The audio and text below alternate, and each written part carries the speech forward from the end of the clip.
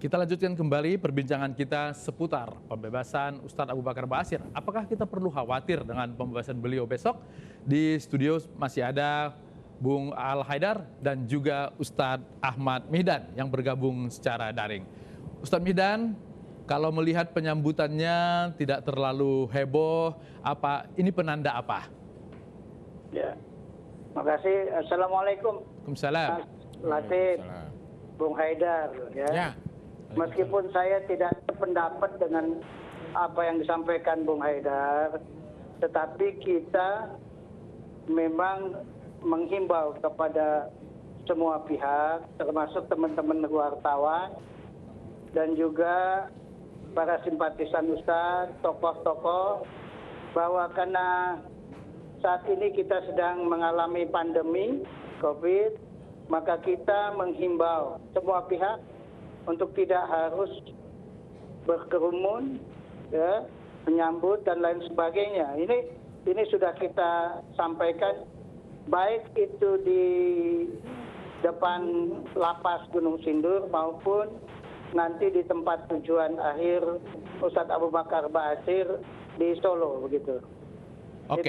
Itu kita himbau. Jadi tidak heboh ini memang karena dihimbau untuk tidak datang, bukan karena kehilangan pengikut seperti yang disampaikan oleh Bung Haidar tadi.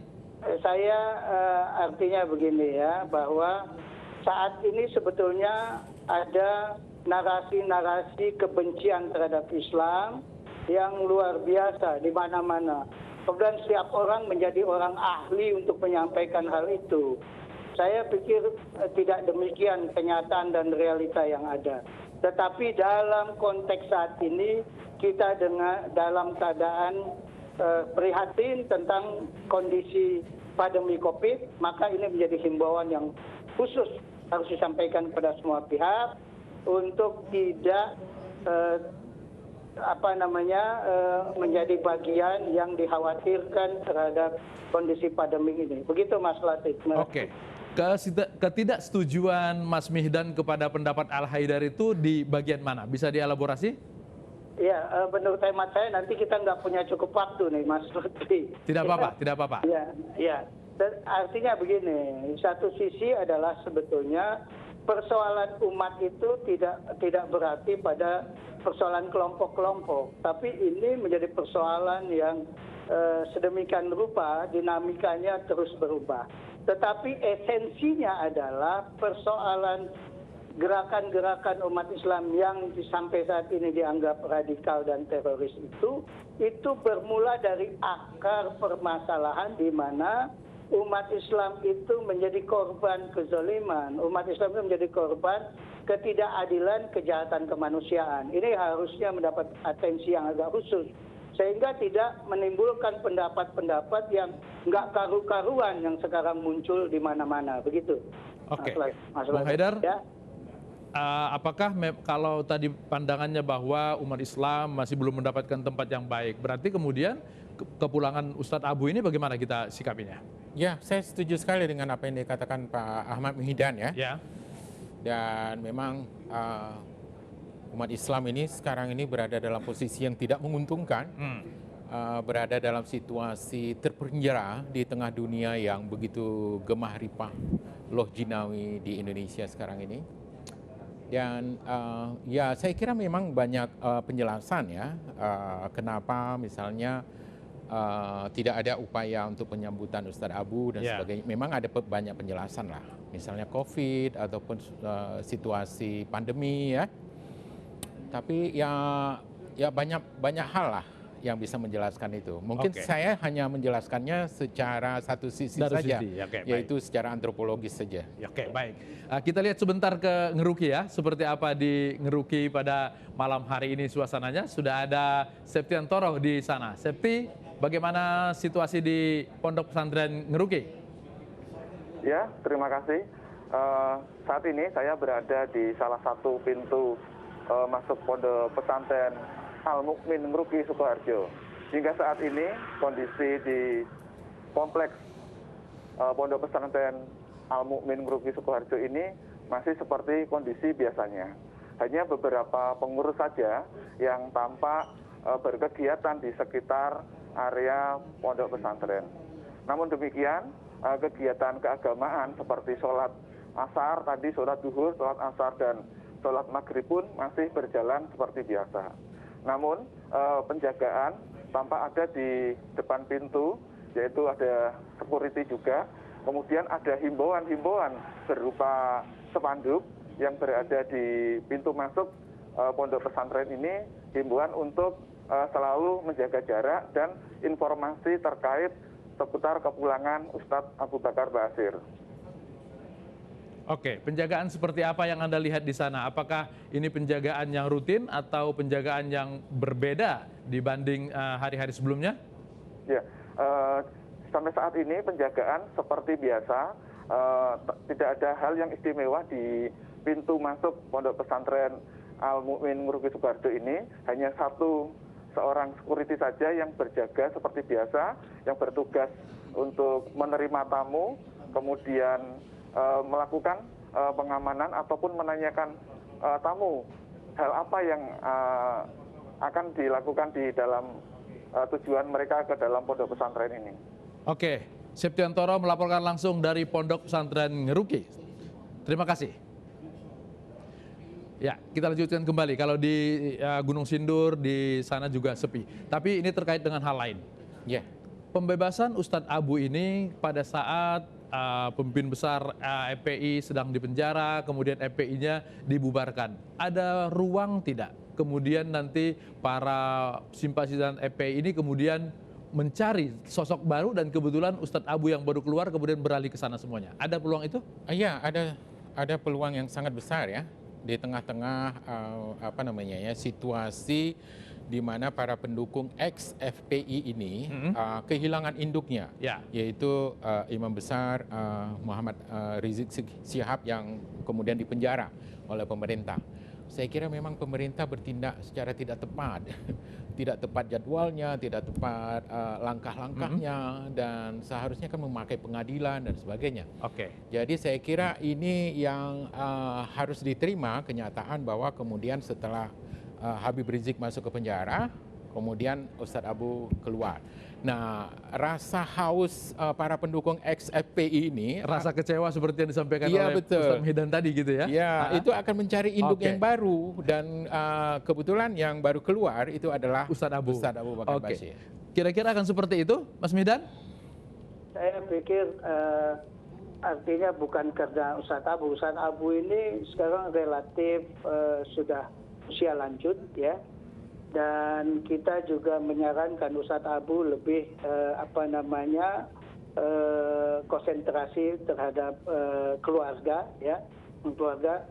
Masalah-masalah dakwah yang beliau selalu utarakan bersemangat luar biasa, beliau tetap istiqomah. Kami memberikan solusi-solusi alternatif ya. Kami sampaikan bahwa tidak banyak yang setuju dengan cara penyampaian Ustadz ya. Ustadz itu kan bukan hanya tidak setuju, tidak banyak yang tahu bahwa Ustadz itu sebetulnya memiliki personifikasi yang lembut ya, yang tidak suka kekerasan, yang kemudian diterjemahkan karena prinsip yang sangat dipegang teguh. Ini menjadikan Ustadz Abu dinilai lain.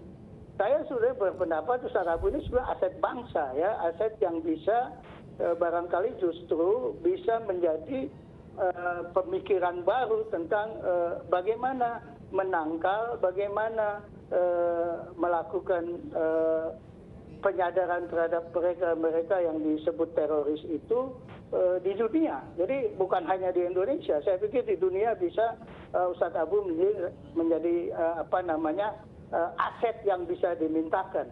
Karena beliau saat ini, ya menurut hemat kami dari sisi itulah maka kami menyampaikan sebaiknya Ustadz kalau ingin mengajukan dakwah-dakwah yang berkaitan dengan politik, berkaitan dengan kehidupan yang lebih luas, maka Ustadz juga melibatkan banyak tokoh-tokoh yang mereferensikan ayat-ayat dan hadis-hadis yang lebih luas, kemudian hasil itu bisa disampaikan kepada publik melalui media sosial. Jadi Ustadz udah tua, nggak perlu datang kemana-mana.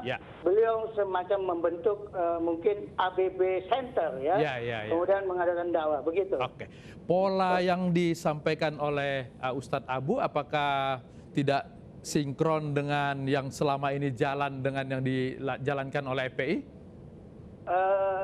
Ada sisi lain bahwa kalau bermula kan gerakan FPI itu lebih pada nahi munkar ya, lebih pada kehidupan sosial semata-mata. Tapi belakangan mereka melihat bahwa kegiatan gerakan sosial itu juga dipengaruhi oleh sistem politik yang dijalankan. Nah ini yang dikritisi oleh Habib Rizik, kemudian menyebabkan banyak para pejabat yang tidak menyukai cara-cara semacam itu, sehingga Habib Rizik menerima kondisi yang semacam ini saat ini. Begitu. Bung Haidar, kalau mendengar penjelasan Mas Mihdan ini, rasa-rasanya tidak ada titik sambungnya. Di mana kemudian prediksi Anda bahwa FPI akan kemudian mencari sosok baru dan itu adanya di Ustadz Abu? Iya, terus terang Ustadz Abu adalah satu-satunya pemimpin radikal Indonesia yang karismatik yang terakhir lah. Ya selain itu adalah Habib Rizik ya. Dan kepemimpinan Ustadz Abu ini memang sangat fenomenal, dan kesamaannya dengan FPI itu dengan Habib Rizik itu adalah sama-sama radikal, sama-sama oposisi, sama-sama ulama organik. Berani bersuara berbeda lah. Nah, berani bersuara dan tidak pernah kehilangan energi untuk itu gitu. Jadi titik sambungnya di sana. Ya, titik sambungnya di sana. Amar ma'ruf nahi mungkarnya sama. Tapi yang membedakannya adalah kalau Habib Rizik itu cenderung nasionalistik, NKRI bersyariah, Indonesia. Kalau Ustadz Abu? Kalau Ustadz Abu itu kan lebih kepada regional, internasional bahkan. Kemudian kekerasan, ide-ide kekerasan itu masih ada. Kemudian dia terpengaruh oleh takfiri, dan ini yang sangat kita sayangkan. Dan kita berharap semoga Ustadz Abu itu kembali irji'i, ya gitu, kembali ke gerakan awalnya. Kalau bisa ke NII atau ke mana gitu. Jangan tetap cinta NKRI begitu ya? Iya, tetap cinta NKRI begitu. Baik, Mas Mihdan. Ya. Tanggapan Anda dengan ini tadi? Ya, saya tidak sependapat ya. Karena Ustadz Abu itu persoalannya adalah soal keimanan beliau, soal keyakinan beliau terhadap ajaran Islam yang kafah yang harus dilaksanakan. Sementara itu persoalan yang mendasarnya. Jadi tidak demikian seperti apa yang Pak Haidar katakan, bahwa menurut hemat saya pada saat ini memang harus ada bagaimana sebetulnya persoalan keumatan, persoalan kebangsaan dan persoalan kenegaraan dimanapun yang tidak boleh menyudutkan dan mengorbankan jiwa-jiwa umat Islam secara tidak berkeadilan begitu. Itu persoalan mendasarnya. Begitu Mas Lutfi. Baik Mas Ahmad Mihdan dan juga Bung Al Haidar. Mudah-mudahan besok pembebasan itu seperti yang kita duga selama ini. Hanya pembebasan yang membuat bahagia keluarga karena sudah berpisah selama 15 tahun. Terima kasih sudah bergabung di Newsroom. Terima kasih. Assalamualaikum warahmatullahi wabarakatuh. Pemirsa, masih banyak berita-berita menarik di iNewsroom. Tetap bersama kami.